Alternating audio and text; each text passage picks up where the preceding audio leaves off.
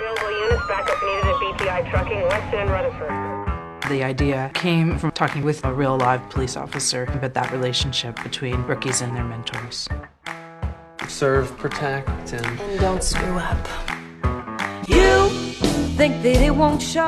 For 5 years, we've seen people make changes in their life and grow and develop. I've grown up with these people. If these were seasoned officers who didn't make mistakes, they wouldn't be as fun to watch. Fake it till you make it. It's gonna get easier, right? The writers and the actors, David Wellington and Alana and Tassie, there's a magic chemistry to the whole thing. I've got to go back. You know I've got to go back. We have an incredible cast. It's undeniable. We try and change how these characters are reacting to each other to make sure the show keeps growing. Ready for anything. I've got to go back. You know I've got to go back. The show was called Copper for a long time. I don't think anybody thought it was the greatest name. They asked us to come up with a new one, and we would have called it Rookies if that name hadn't been taken by some show from the 70s. So Rookie Blue just evolved. There is absolutely no training that prepares you for life on the street. Welcome to 15. Serve, protect, and don't screw up. The theme that we sold the pitch on is still very relevant to this show. How do you know what you're doing and how do you know when you're getting it right? And that whole fake it till you make it theme really informed the whole premise of the show. The notion of imposter syndrome, you know, feeling like a fraud, feeling like you don't know what you're doing, feeling like you are not qualified for whether it's life on the street or life at all. And it's something I think a lot of us feel, if we're being honest. People can smell new cops like they can smell fresh paint. We always had Matt Gordon in mind for Oliver and wrote that character with him very much in mind. He's been in almost everything I've ever done. He's like my good luck charm. Ben Bass, we had in mind for Sam. We'd worked with him a lot and really love him. I've only been a cop for 5 minutes. The Andy McNally character was the biggest challenge, and I mean, to the point where we thought we're just never going to be able to cast this person. So when we went down to LA and Missy walked in, gorgeous, high heels, but still kind of very much herself, and we just thought, okay, it's her. What was your name again? McNally, sir. McNally. And as in? Andy McNally. Either one's fine. When I met with Tassie, Alana, and David, they were all on point about who Andy was, and I related to her, I guess, in a big way. Andy, you were wrong. I love this job so much. The rest were all surprises. Travis and Greg were up for each other's roles, which when you think of it is quite amusing. I knew that I wasn't right for Chris and was more right for Dove, and so I read the Chris Diaz scenes, but as the character of Dove Epstein, and that was my audition. Rookie Blue was the last audition I was ever going to do in my life. I applied to power engineering school and got in, and then was like, forget it. And my agent called me a couple weeks after I told her I didn't want to go on any more auditions. And she was like, just do this last one. And face me again?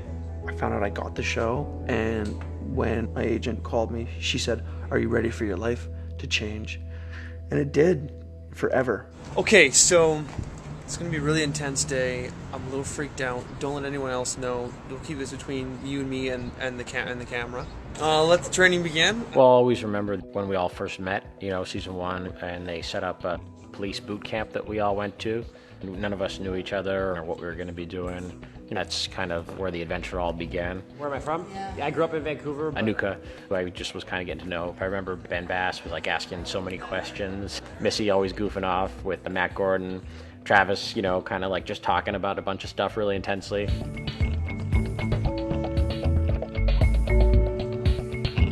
How's it going? It's fun. Okay. No, somebody get it.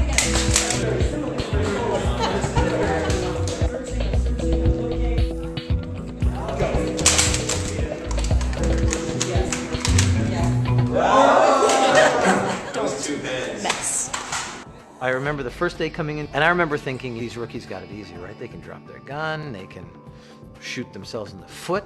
So I just follow you in, right? Gun in, gun out. Really? Sorry. Melanie Nichols-King.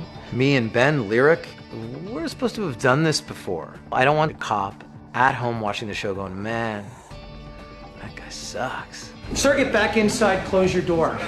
This was the first day. I literally was making so many mistakes that they ended up using in the show. Like my walkie, I genuinely didn't know how to turn it on or use it. I couldn't take my gun out easily. I couldn't ever put it back in without looking. There were just things that were happening in rehearsal that we just ended up putting in the show.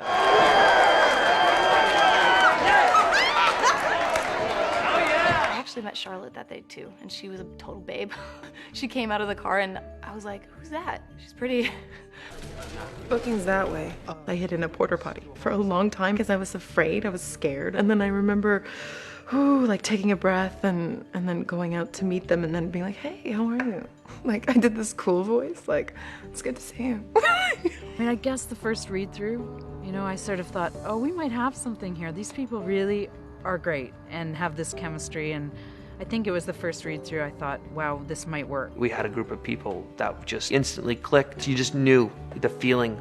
It was like fireworks. I just knew it was gonna go. Chris Diaz, Tracy Nash, Gail Peck, Dove Epstein. What the hell? And Andy McNally. We started with the agenda of creating a fresh, fun summer show. We cast these, 5 young kids, and the show grew and the tone changed as the characters got older, as the job got more difficult. The show grew up like our cast. As the show began, we were fresh out of the academy, and Tracy had dreams of taking over the world and being the best cop she could be. Police, don't move! Not that that hasn't happened, but the obstacles along the way, I've seen her change. I've seen her mature over the last few years, and I respect her. Can I take my gun home with me at night? In the beginning, he was like very enthusiastic. He'd wanted to be, a cop his entire life. But then I think that changes over time. Now it's coming to terms with the job really being a job. You really just gonna sit there? I thought that was clear. I think the character of Gail really surprised me. Charlotte Sullivan brought something I never imagined to that part. She made it more surprising and weird and quirky than I'd imagined. And I never know what Gail's gonna do in an episode, and I love that. I really shouldn't drink tequila because I kind of do stupid things, so I get the best lines. They're all mean and like biting and funny. All this celebration and happiness. Can you please tell me this is a double? Do you want me to punch you in the face? It's really disgusting and I want you to try it.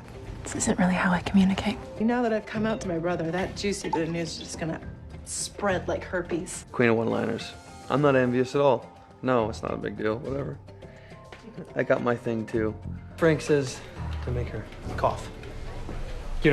Just in case she's got drugs up the yin-yang. Starting him as an idealist and basically the rudimentary comedic relief, and being allowed to transform him into someone a little bit edgier, a little bit more dramatic, someone with a lot more to lose. And I love doing that. You don't embarrass me, your radio is on the wrong side of your belt. I love Andy. I love playing Andy. I love that I've been able to grow with her. I love that I have the room to inject myself into her, and I like the fact that she's vulnerable, but she's a really strong woman.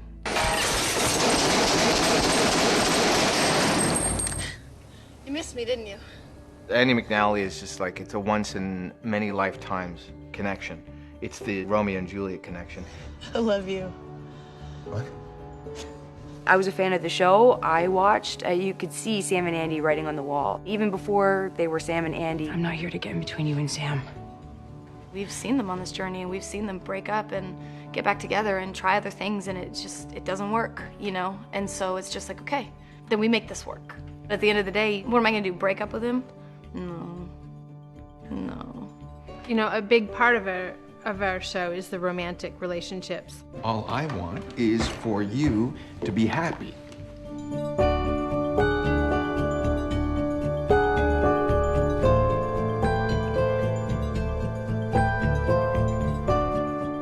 It's inherently complicated dating people at work. In our lives, we all have these relationships where with one person we would see this sort of future, and with another person we'd see this sort of future. very different paths. Hi. Hi, how was your trip? I'm on Twitter, so I get a chance to interact with a lot of the fans. Was privy to both sides of the Sam and Andy and Nick debate to tremendous levels. Sometimes I open my Twitters to this like massive debate that had been going on for hours and hours between the two parties. People were furious that I was with Nick, and I actually appreciate the fact that people care that much. The audience definitely weighs in. The second they see something that they don't like, you hear about it. And they're generous too. When they like something, they'll let you know. We can't let that rule the show that we're writing, but we are very appreciative of the fact that they're as passionate. And I love, tweeting with the fans. You want the people watching the show to be happy and engaged and entertained and to feel that they're seeing what they want to see, but you're still making a TV show. You need conflict, and so it's kind of a balancing act. So, do you miss it, medicine? Sometimes. The biggest fan reaction was Jerry's death, I would say. We set out to show that this is a dangerous job. I'm very proud of how we did that. It's a fascinating thing that you kind of interact with the viewers of the show on a real-time basis, and it's like sitting in a room of thousands of people, and you can kind of see the levels of excitement going up and down as you're watching. It's really interesting. People have been coming from everywhere. South Africa and Australia and Holland, Quebec and Illinois. It's really flattering. I was a voracious tweetist. I don't know. So the UK fans want holla. Holla. So I say the UK, holla. We get so much mail, and our fans are so incredibly supportive and amazing, and we love them back, and I hope they feel appreciated, because there is no Rookie Blue without the folks that we talk to whenever we can.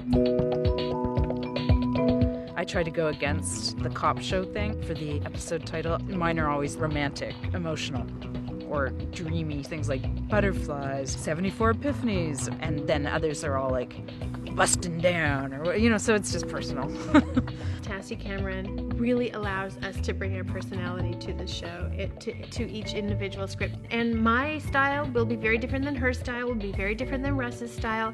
That gives the show personality. Being real, reality versus fantasy, that's a big theme. The notion that life isn't a fairy tale, but that reality may be better than a fairy tale is something that we've been subconsciously exploring the whole way through. When we are stumped on a story idea or a story question, our tone goes back to truly, honestly, what would they do? We've tried to stay true to that. One of my favorite scenes, which I loved, was actually the breakup scene with Sam. I just loved how it was written. I loved that it was complicated and heart-wrenching to be in that moment, and just totally dropped by him. Are you saying it's over?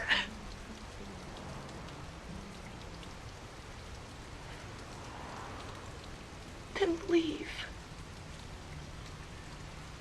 Okay, just get in your truck and go.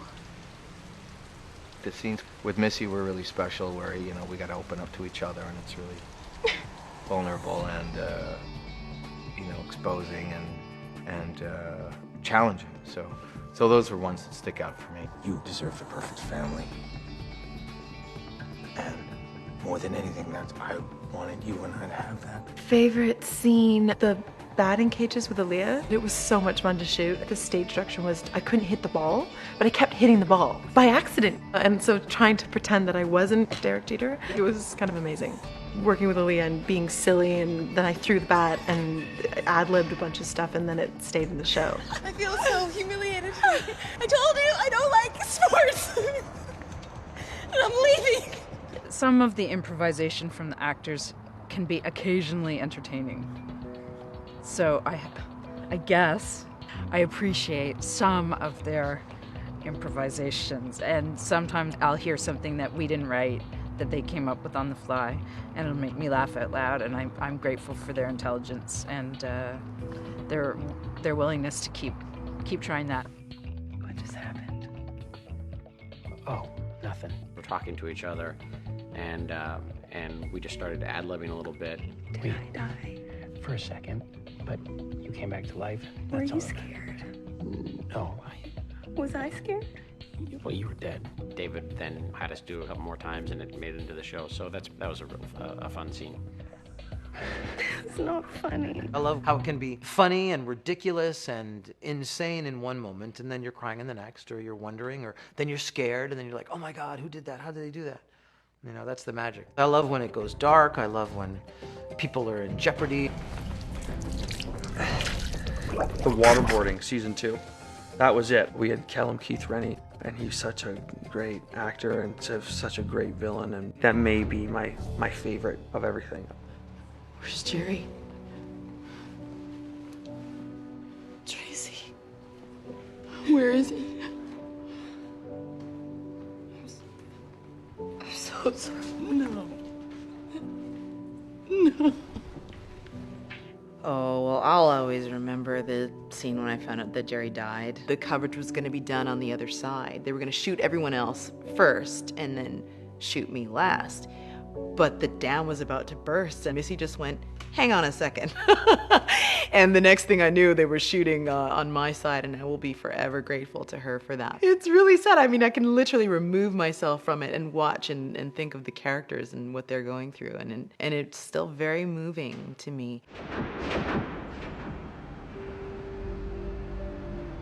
Getting shot, although it was minus 92 degrees outside, it was so much fun. You know, we got to do stunts and there was blood everywhere, and Greg was directing. That was probably one of my funnest days.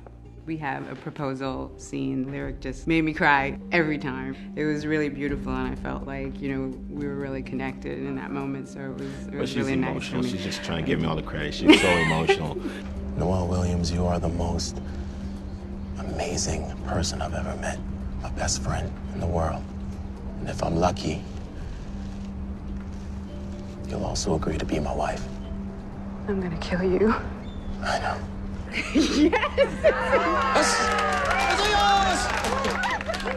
I mean, Frank's always cool, but he was sweating. PJ, what do you think? Hey, gotta go. It's all right. It's easy.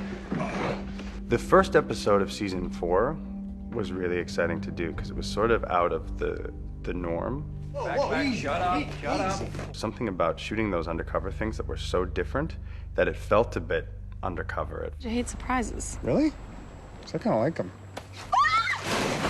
Plus, I pushed Missy into a pool on a day when it was like minus 1 billion. I got a kick out of that. Right, are you Miss Power? Myra Power? Yes, why?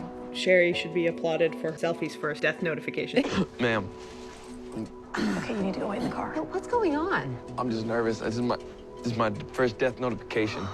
Oh my God. And I wanted him to screw it up royally, but I didn't want it to be so bad that Andy looked like an idiot for not sending him back to the car. I even laughed writing that. I still have a real fondness for an episode called Butterflies. And there's something about that episode, I don't know, it started with Hall & Oates and her dancing around the kitchen with Luke. Then this gunshot happened. There was something I really loved about that episode that I still think about a lot. There's so many memories of this show. It's like looking at your like high school photos or something. The last scene of the episode will be the last scene we shoot. Because it's symbolic, it's meaningful, it feels like an ending for the cast and the crew as much as it does an ending to the story. All right, everybody listen up. I will be available right after this to discuss next moves. The show uses Andy McNally's character to guide us through life as a rookie cop and as a woman. You've got this very primal relationship with her and Sam. You've got this really important dynamic between her and the other rookies. And then there's her relationship with Oliver, who is her surrogate father, who's the kind of professional and personal mentor to her. And that relationship is as important to me on this show. There are fresh faces here, and I will tell you, we are glad that you are here. McNally, you're taking Connor. It feels like an end episode. There were some things in there that they threw back right from the pilot, and I was like, whoa. That bit, I realized right there when I flipped the page and was like, oh. TOs, keep eyes on your rookies. Rookies, keep eyes on your TOs. Just seemed like a good way to end the episode. So it wasn't just about love. She's a cop, too, you know? So we wanted to call back to some of the first words of the very first episode. Welcome to 15. Serve. Protect. And don't screw up.